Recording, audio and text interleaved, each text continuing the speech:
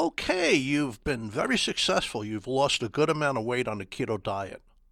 Now you're going back to a more normal diet. How do you keep the weight from returning? You want to keep that weight off. Well, there's a supplement, this is true, that's been successfully used in a number of human clinical trials. It's called Phase 2. It's a carb blocker, but it really works. And it's been proven to keep those lost pounds of fat from returning. I mean, the last thing you want is yo-yoing, yo-yo dieting. You see that after many diets and many people. They successfully work hard. They lose a lot of fat. They lose a lot of bad weight. For months they're okay, but little by little that weight comes back, and eventually they've gained back more weight than they initially lost. So they go back on another diet, they lose the weight again, and then they gain more weight back. It's a terrible way to go because it's very hard on your heart. You don't want to yo-yo. So Phase 2 is a bit like keto in a capsule, and it can help you further lose more pounds, as well as help prevent the fat from coming back, from building up again. And I'll explain why later in the episode. But first, is it wise to stay on the keto diet long term? And what is it in the first place? Now, I know an awful lot about these types of diets because my pharmacy in Midtown Manhattan, it was called Hickey Chemists, was the pharmacy for Dr. Bob Atkins. He was a big diet guru, and he used a keto type diet in his patients. I received a lot of his patients in my pharmacy. But, he had like these levels of returning to a more normal diet where you would reintroduce healthy carbs like broccoli and blueberries. That was good. That was a smart thing. So welcome to our Keeping the Weight Off After the Keto Diet episode. Hi, my name is Jerry Hickey. I'm a licensed pharmacist who also has studied nutrition. I'm over here at Invite Health. I'm also the scientific director, and I'd like to talk to you today about the benefits of the keto diet and is it safe to stay on long term? Be sure to subscribe to the Invite Health podcast today, and please leave us a review. You can also follow us on Facebook, Twitter, and Instagram at Invite Health. Plus, all of the information on today's episode will be linked in the episode description, and you can visit invitehealth.com/podcast for more information. So let's get started. There's no doubt that most American adults need to lose fat. The latest stats from the CDC show that 40% of American adults are obese. Now, that's not including almost all of the rest who are overweight. Obesity will eventually affect everything from your ability to breathe easily and even causing sleep apnea to leading to heart arrhythmias such as atrial fibrillation. Atrial fibrillation increases your risk of a stroke by 500%. Eventually, the obesity will affect your memory, your kidney health. It'll cause a lot of knee pain. Now, additionally, 1 in 10 American adults are severely obese, so that's 10%. They will pay with a shortened lifespan if they don't do something about it. So to give you an example, an out-of-shape 5'9" tall person would be obese at 203 pounds and severely obese at 270 pounds. So what is the keto diet? Well, it's a high-fat diet, it's a high-protein diet, but it's very low in carbohydrate. So it's focusing on including a small amount of healthy carbs. So the diet would be basically 70 to 80% of your daily calories from fat, 20 to 25% from protein, and 5 to 10% from carbohydrate. Now, on a typical Western diet, you get about 45 to 60% of your calories from carbs and about 20% from fats. Now, excluded carbs on the keto diet are grains, most fruits, and simple sugars, including what's in pastries and white bread and soda. So how does the keto diet work? Well, I'll tell you, let's go to a quick break. When we come back, I'll explain how the keto diet works. Jerry Hickey for Invite Health Podcasts.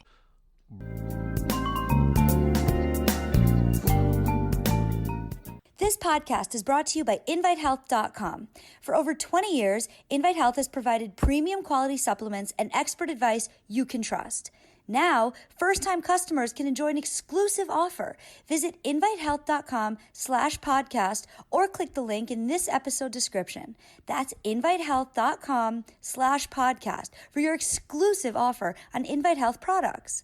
Invite Health offers the resources you need to make important decisions about your health. Chat live with degreed healthcare professionals, get product information, and find retail locations near you at invitehealth.com. You can also learn learn about our new genetic testing program and our exclusive Invite Fitness Wellness program. Follow Invite Health on Facebook, Twitter, and Instagram, and be sure to subscribe to our podcast today. Now back to our episode. Okay, welcome back to our Keeping the Weight Off After the Keto Diet episode. How does the keto diet work? Your body makes energy simply by converting sugar into energy, and carbs are the source of sugars. If you cut back drastically on carbs, your body quickly runs out of its quickest, easiest source of energy, which is sugar. And this is thought to occur in the first 3 to 4 days of starting the keto diet. Then you'll start to break down protein and fat for energy, which makes you lose weight. Now, this is called ketosis. It does work. The ketogenic diet was first developed in the 1920s to help treat epilepsy, which it does. And it was popular right up until the 1930s. It became popular again starting in the mid-1990s. What happened in 1994, a Hollywood producer named Jim Abrahams created a foundation. It was called the Charlie Foundation for Ketogenic Therapies. This is because the diet helped his son Charlie, who had severe epilepsy. It got it under control. Now, the foundation sponsored a research study, the results of which were announced in 1996, and this marked the beginning of renewed scientific interest in the diet. There were also appearances on NBC's Dateline and a 1997 made-for-TV movie starring Meryl Streep called First Do No Harm. Other benefits from the keto diet, according to some research, is improved brain function in dementia patients, improved blood sugar control in diabetics, and elevating HDL good cholesterol. Of course, you need more data for all this. So there has never been a fad with more research behind it than the ketogenic diet. But is it safe for the general public to remain on the keto diet? I would say no. First, by restricting your intake of healthy carbs, such as vegetables, legumes, beans and peas and lentils, and fruits, you're getting fewer antioxidants, fewer carotenoids, fewer polyphenols. These are outstanding antioxidants, outstanding protectors for your vision and your memory, your sex organs such as men's prostate and women's breasts, your heart, your skin, just all over the body. Secondly, you're reducing your intake of B vitamins, calcium, and iron. You're also getting way less fiber, which is needed for detoxifying the colon. So it's needed for colon health, it's needed for regularity, and it's needed to feed all those good bacteria that are living in your digestive tract. But it's more than what you're not getting. This level of ketosis makes it hard to keep your blood within its normal slightly alkaline range. If your blood becomes slightly acidic, you go into a coma, your organs shut down, and you're done. You're finished. So to prevent your body from going into acidosis, for preventing the blood from becoming slightly acidic, your body will borrow minerals from your bones. This is a fail-safe mechanism. This helps keep your blood slightly alkaline. So a long-term keto diet will cause bone loss. Now, all of these minerals that are released from the bone now have to leave your body, and they exit in your urine. They go through your kidneys. Because your urine is slightly more acidic from the diet, the sediment from the increased volume of minerals coalesces into a kidney stone. And many people who remain on the keto diet long term are at an increased risk of developing a kidney stone. Also, acid-forming diets cause muscle loss. Now, there's an issue there. People who go on a keto diet frequently are people who have to lose fat. They're not in shape. They're not going to the gym.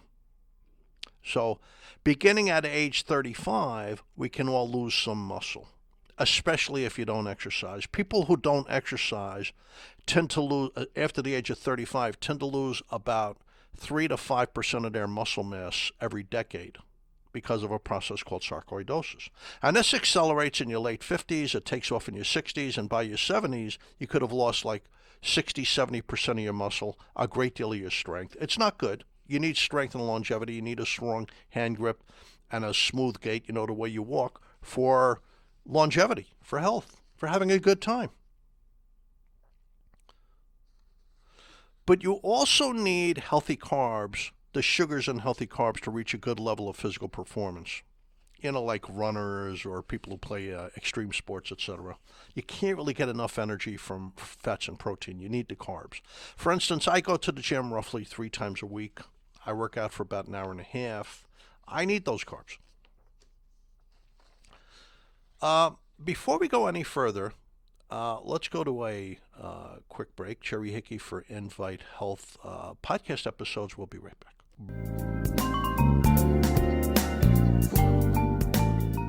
This podcast is brought to you by InviteHealth.com.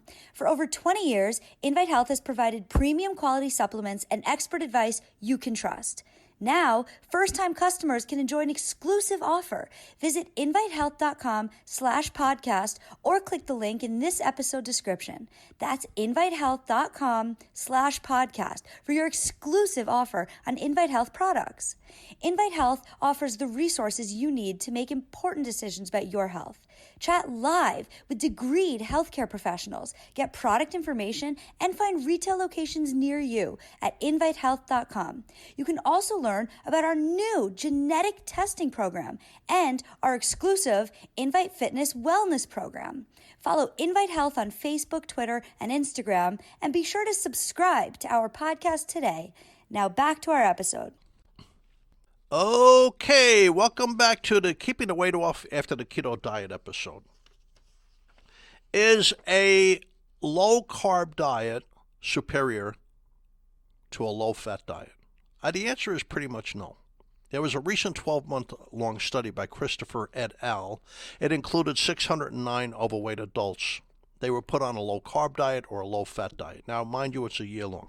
They found no difference between the amount of weight lost over the year-long period between those on the low-carb diet versus those on the low-fat diet.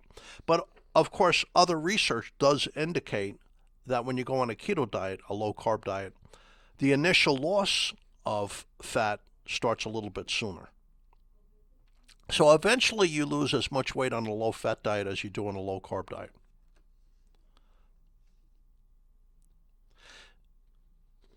Now, you've worked hard to lose the fat.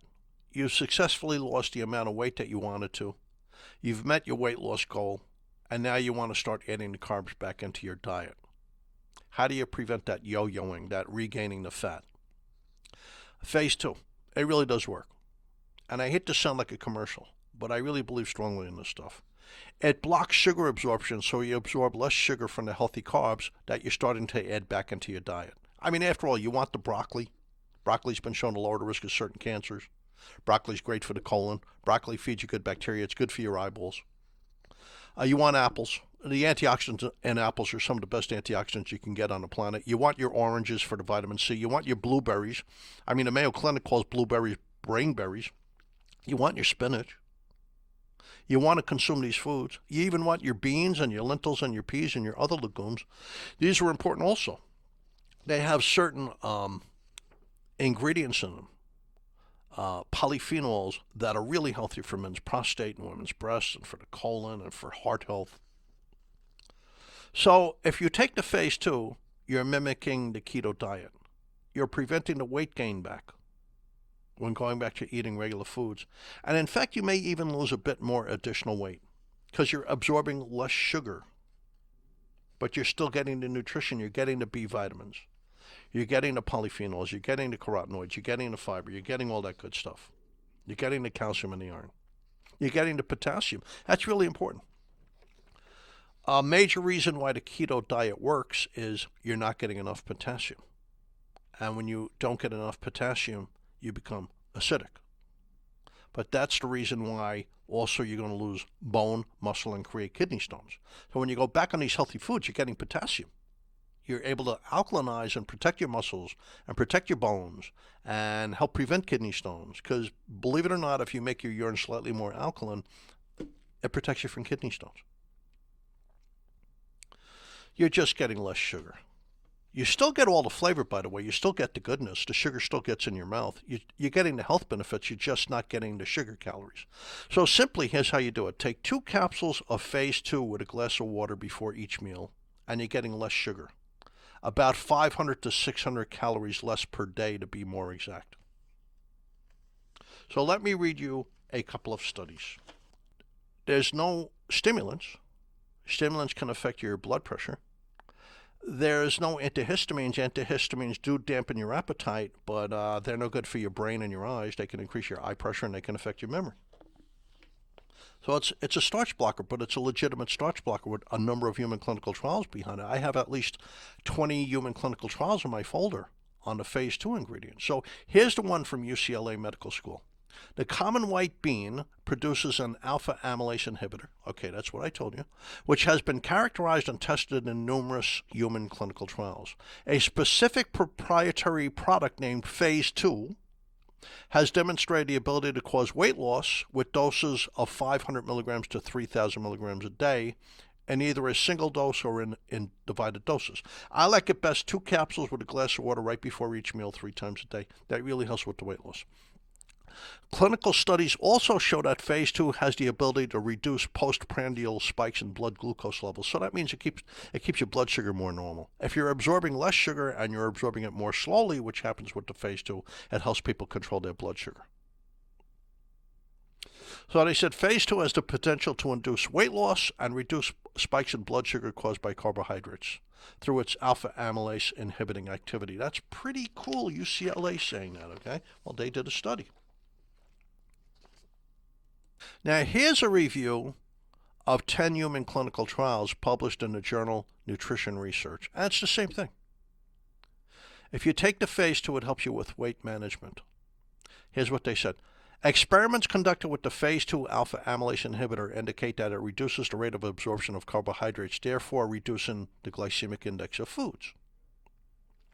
The evidence also indicates that phase 2 promotes weight loss when taken concurrently with meals containing carbohydrates, they added. So when you eat these foods, you absorb less sugar. That helps you keep the weight off. So here's the strategy. You've lost weight on the keto diet.